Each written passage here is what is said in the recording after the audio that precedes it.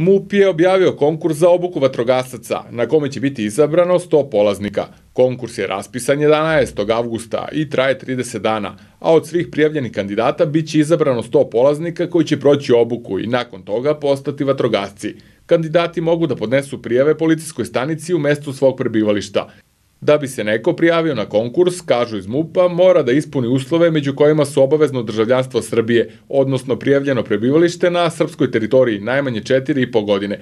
Kandidat mora da ima i prebivalište najmanje godinu dana na teritoriji organizacione jedinice za koju se raspisuje konkurs do dana zaključenja konkursa.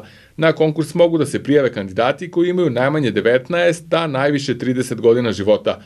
Takođe moraju da imaju završenu srednju školu, ali i položen vozački ispit C kategorije. Ne smeju da postoje ni bezbedonosne smetnje za zasnivanje radnog odnosa u MUP-u, a moraju se ispunjavati i posebni uslovi što se tiče zdravstvene, psihofizičke i bazične motoričke sposobnosti. Nakon predaje dokumenata, selekcija kandidata će se obaviti prema ispunjenosti kriterijuma, koji zavise od lekarskog pregleda, provere psiholoških i motoričkih sposobnosti, ali i intervjua koji će biti obavljeni sa svakim kandidatom posebno.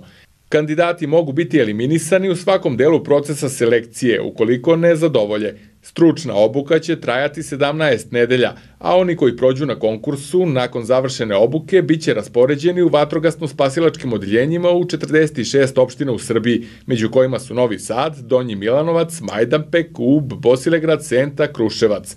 Iz MUP-a ističu da kandidati uz prijavu obavezno moraju da prilože original izvod iz matične knjige rođenih, original uverenja o državljanstvu koje nije starije od 6 meseci, uverenje osnovnog i višeg suda da se protiv kandidata ne vodi krivični postupak, overenu fotokopiju diplome o završenoj srednjoj školi, očitanu ličnu kartu ili overenu fotokopiju lične karte koja nije čipovana i overenu fotokopiju vozačke dozvole C kategorije.